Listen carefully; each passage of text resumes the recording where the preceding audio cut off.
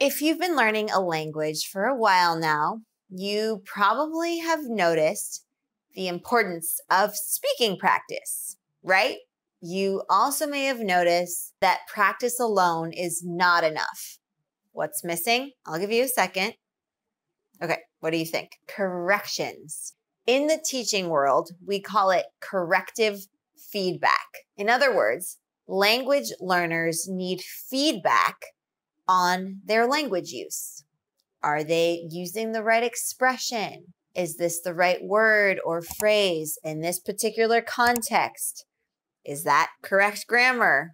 In a formal language class, correction abounds. The teacher is there giving feedback to the students. But we don't spend our entire language learning lives in a classroom. And now that we have so many other ways to learn through self-study, thanks to the online learning space, which is great, and that's part of the reason why we created this channel as a tool and a resource for self-study, we cannot overlook the additional importance of corrective feedback. In this lesson, I'm teaching you how you can ask your native English speaker friends to correct you and to provide some feedback on your language use. All right, let's get right to it.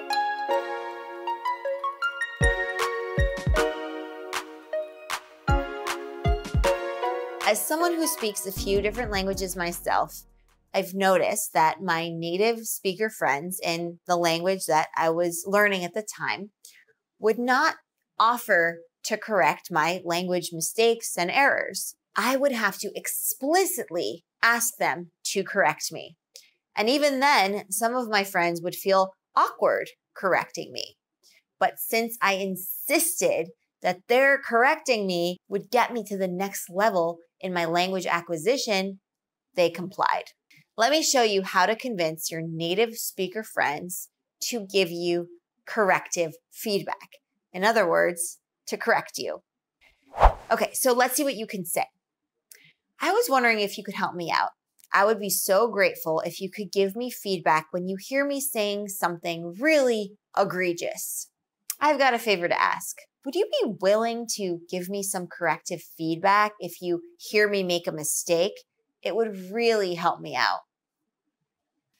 Could you let me know if I use incorrect grammar or the wrong word choice whenever you hear it? It'll help me advance my communication skills, and I would really appreciate it. So I know you're not an English teacher, but if you wouldn't mind occasionally correcting my English when I make mistakes, that would be super helpful. Sometimes I feel like I use the incorrect word or an incorrect sentence. Would it be possible if you could help me with this? It would be really helpful and much appreciated.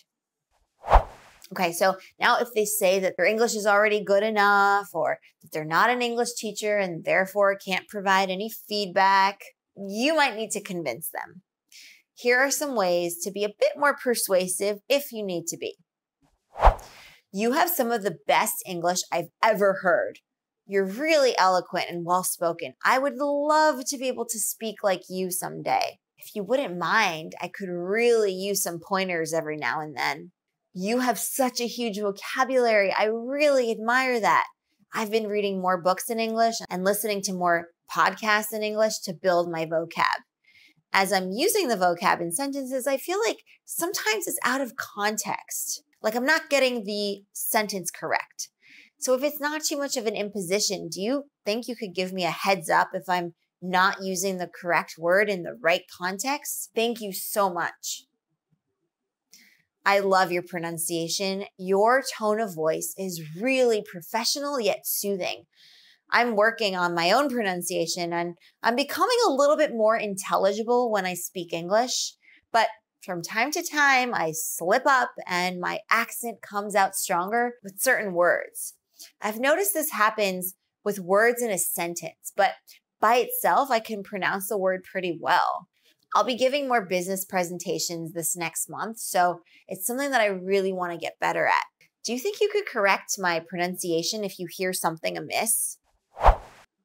Okay, so you get the idea here. You compliment them and you show that you are doing the work. You're not being lazy about it. You're being proactive. You just need their feedback once in a while. Make it clear that you're not expecting them to correct you all the time because you respect their time and the other responsibilities and commitments they have. And also, make sure that you're not trying to eke out free labor from them. Nobody likes a moocher, but more so just as a friendly suggestion as a friend. And of course, be sure to thank them for understanding and for their time if they do end up helping you.